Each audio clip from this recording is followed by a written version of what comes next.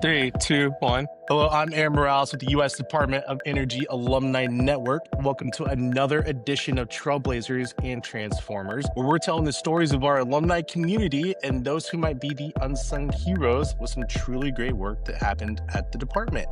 I'm joined by my co-host today, Liz Penniman. Liz, how you doing? How you doing? I'm great. I'm thriving. It's 1,000 degrees in the DMV today. It is hot. It is very hot. I am in the air conditioning and feeling good. That's the best place to be. Who do we have with us here today? We have my friend and longtime colleague, Rob Sandoli.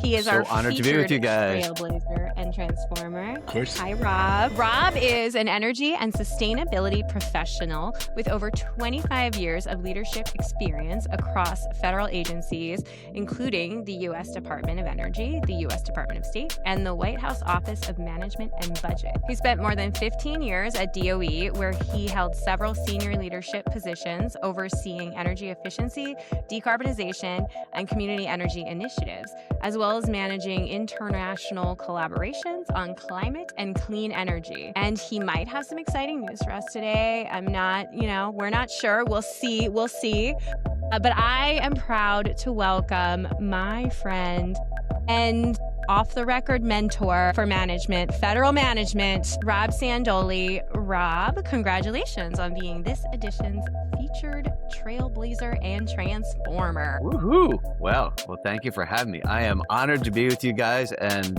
Liz, our time together in comms, it was crazy times. I'm glad you considered me a mentor. I consider you a colleague and a friend. And so it's been great working with you over the years. And thanks for having me on today. Before we start diving into your experience at the department and some of your proud moments that you've had in public service, you've worked in so many different agencies and you've done a lot throughout your career. Before we get to that, tell us a little bit about Rob before the department, before you took your first oath. Where are you from, Rob? Where are you from? What started this path to public service? All right. Born in Brooklyn. All right. Excellent. But grew up in Jersey. I'm a Jersey boy. Actually, I mostly grew up in Freehold, New Jersey, home of the Boss. All right. There we go. For Springsteen fans out there. And was always kind of a science guy and loved science and was scout and loved the environment. And so I put the two together and decided to figure out how I can clean up the environment. But I forced foray into merging my interest in science and the environment was studying how microbes grade toxic compounds in the environment. That's what I was going to do. And you'll see that was reflected in my undergraduate and graduate degrees in biotechnology and microbiology, really environmental microbiology. But I took a pause from my studies in graduate school because the work was a little too far removed from really making a difference in the environment. So I decided to come down to DC, and I knew ultimately I wanted to be a public servant, wasn't sure exactly how to get in. So I started in the environmental consulting business, and that was really interesting work. Got me all around the country, doing site assessments and looking at environmental contamination all over the country. But then I knew I really wanted to get into public service. So back to public policy school, internship at OMB. Holy cow. Money is policy, energy policy. Whoa, this is great stuff. And stuck it out with OMB for 10 years. So, Rob, one thing that I was bragging to Aaron about before we started this call was that you are a person who practices what you preach in terms of energy efficiency and your passion for the work that we do. Can you talk a little bit about what you've done at your own home and then tie it into the work that you were doing at the department? Sure. Well, here's the challenge is I can't just talk about it a little bit. I have to talk about it a lot. You're passionate. That's what we love. Take it all. This is my book. This is Greening a Home in Arlington, Virginia. Nice. And it's full of pictures of all of the home improvements I've made. And it's broken down into three main sections. We have energy efficiency, always efficiency first, then my solar, being pretty much self-sustaining on solar power, and electrification, the appliances and things that I've electrified. And then some other greening stuff like sustainable wood, siding and floors. And I have some rain barrels outside for stormwater collection, et cetera. So there's a lot of stuff that I've done. But let's go back to the energy stuff. So energy efficiency. yeah, before I moved into this house, replaced all the windows and doors. Kind of a safety risk. Some of the doors didn't actually open; they were like rotted shut. So it's kind of a forced thing to get me to have to replace those windows and doors. But of course, replaced them with Energy Star, highly efficient windows and doors. I did something that is not too common in this area, but is very common in Florida. I put window films on the south-facing windows so that it blocks the UV light, and 99% of it actually, and blocks about 50% of the solar heat gain. So you're getting less heat in your house on days like today, when, as you said, it was about 1,000 degrees out. So you get less heat in the house, but you still get the light, and it also blocks the UV. So energy efficiency improvements, of course, got the solar on the roof, and I have the solar app on my phone, so I can monitor my usage and track it every day. So yeah, so done lots of things in my house and have a whole presentation on it. And I've used this actually here. I'm in Arlington County. We had a green home and garden tour where neighbors come around and see. So my house was on one of the feature houses on this tour. So people came around and I kind of Nice. showed them around all the improvements I made in the house. So yeah, yeah, That's great fun. awesome. We're gonna need another series just of Rob Sandoli Yeah. doing home upgrades and going around. I'm like HGTV, here half you come. joking, half very serious. But you are one of the people at EERE I know who has had more roles than anyone. You were DAS EE at one point. You were, I feel like, BTO director. You were, or FEMP. You were all over the Fem. place. You've had a lot of roles at DOE, specifically at EERE when I worked with you. Can you give us just like a quick snapshot of your DOE journey, and also like what in that journey are you most proud of? Sure. Well, Each role, I need all 75 roles that you had in 1 year.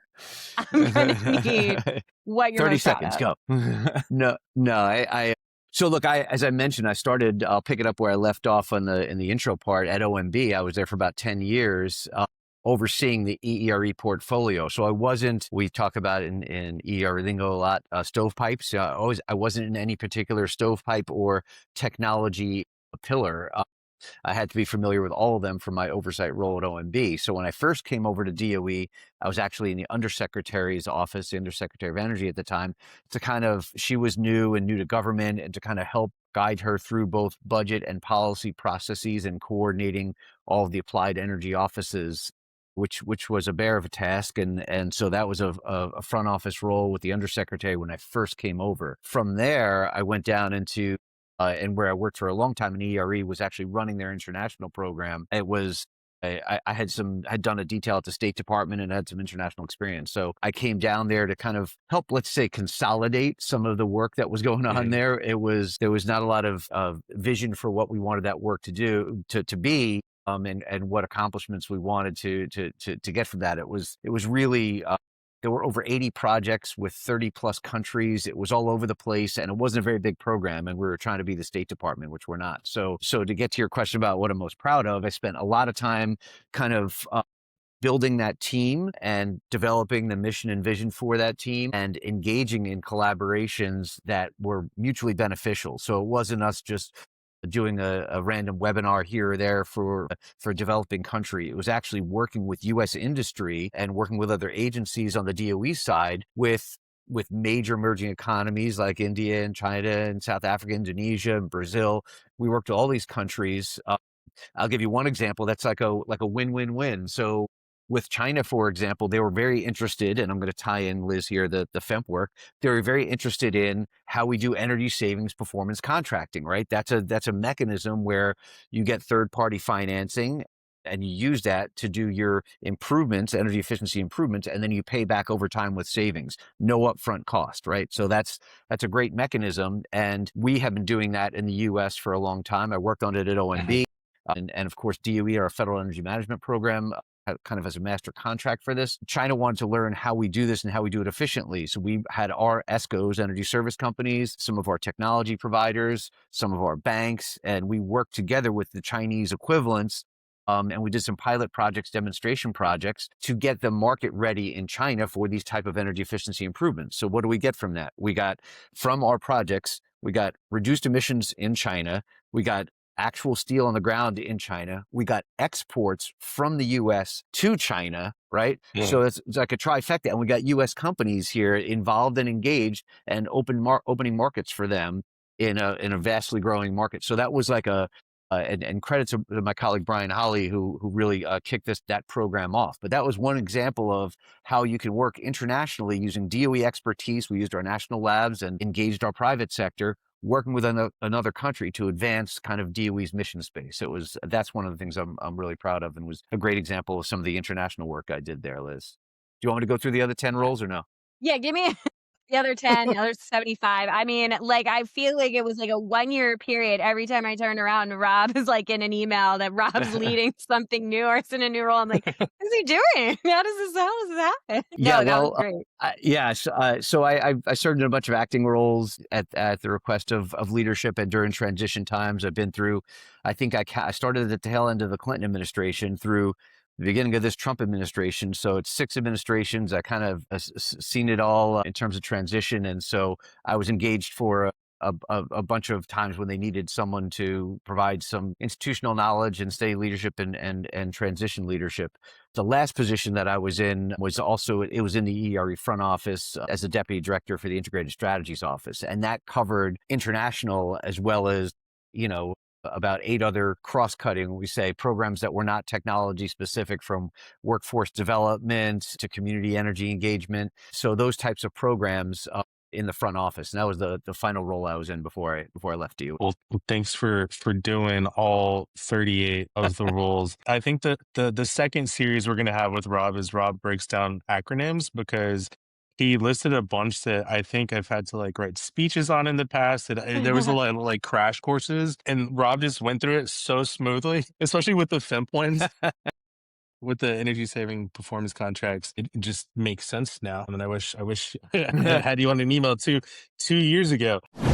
For somebody that needs that light bulb moment to go off, once it does, what's your advice to them to like jump in to public service, look for opportunities? Where do you think those opportunities might be? And when they're getting started in those first couple of years, what kind of advice do you have to give to them to like keep going and trying new experiences? Yeah, that's a great question. And this is something that I should have started from the very start, which is just follow your passion and volunteer, and that gives you an opportunity to opens a lot of doors. I'm in local government now. Just started a few years ago here in Arlington County, serving on the Climate Change, Energy, and Environment Commission. That's a volunteer citizen body. It meets in the evenings once a month, but there's some work in between. But there's other volunteer opportunities with your local NGO. I'm also engaged here with Eco Action Arlington, which is an NGO that's active in Arlington and Alexandria. I'm an eco ambassador with them. So there's volunteer opportunities where you can learn a little bit about what's out there, meet some other people. So for the folks that are just coming into the field or think they're interested in the field, follow your passion, look for those volunteer opportunities, and then you can kind of whittle down what you really want to do next professionally, and then take that leap, and you'll keep growing in your positions as long as you're still following what you really want to do and what your passion is. It's awesome. Lean into the passion of it all. That's it, Yeah. man. I think Liz is going to start leaning into some tougher questions here. So we'll just take a moment. This is our rapid fire, very serious questions. So I need you to prepare yourself. We All did right, media let's go. training. You're ready to go. First question. We are in the midst of the World Cup. Rob, I know you're a soccer guy. Talk to me. How are we feeling? What are you watching? Who are you following? Who's your favorite guy? Well, I mean, it was a party here at my house last night when we watched the Okay. U.S. Beating Bosnia Herzegovina. So that was great. I think we're gonna have another party on Monday night for the next. Look, we're right now U.S. top 16 team in the world. That's it. I mean, we're in the final 16, right? So yeah, I'm a big soccer fan. Love watching. We're missing Spain happening right now, I think. But Thank you another for great taking the team to time. watch. Wrap it up. Yeah. He's got it in the corner. It's like, please. How would you describe the network in one word? And for those who aren't involved right now, what's your advice for them to get engaged? Sure. One word I would say: effective. Because you said, I've been involved in the policy working group, and I'm serving as a mentor now in the mentoring program. I was involved with the alumni support working group, where we were getting together and going over resumes and cover letters. And thanks to Odette Muko, really launched that thing. So yeah, the network's really effective and fun to be in. Happy hours are great too. Great to reconnect with folks. So yeah. We love a DC happy hour. For those that might not be involved with the network yet, what's some advice that you have for them to like you said, for somebody to lean into a passion? Do you think that that passion's there and the opportunity is there for somebody else, another alumni who's not yet involved? Yeah, sure. I mean, well, look, there's the working groups are all described on your website. I was just there. So folks who are DOE alumni and thinking about getting involved, pick one working group. You don't have to pick 5 and pick one that you're interested in. Maybe the comms one for Liz, Comms. and just get involved and take that leap, and then you'll meet some folks and go from there. So yeah, there's good people there. One last thing, and then we can wrap up. We mentioned this also at the top, and we haven't gotten to it yet. Rob, you have some good news to share with us, if you'd like. What's going on in the life of Rob as of today, or whenever this airs, a week ago? Yeah, sure. So I'm currently with the DC Department of Energy and Environment, which was an absolutely great place to land. I officially retired from DOE at the end of December last year.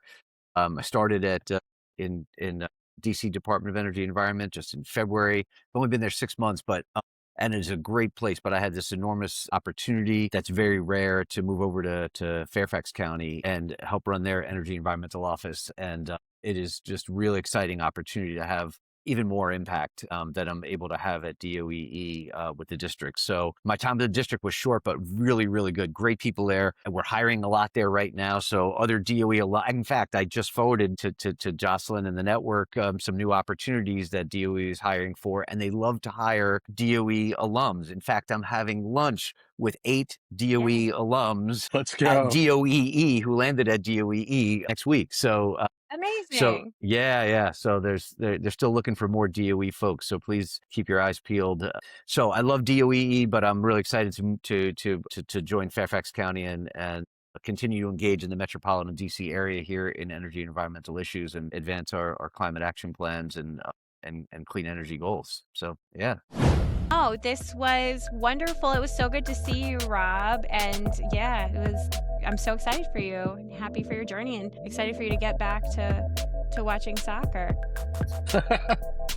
Well, thanks so much for having me, guys. Really appreciate it. It's been fun. Of course, Thank you. of course.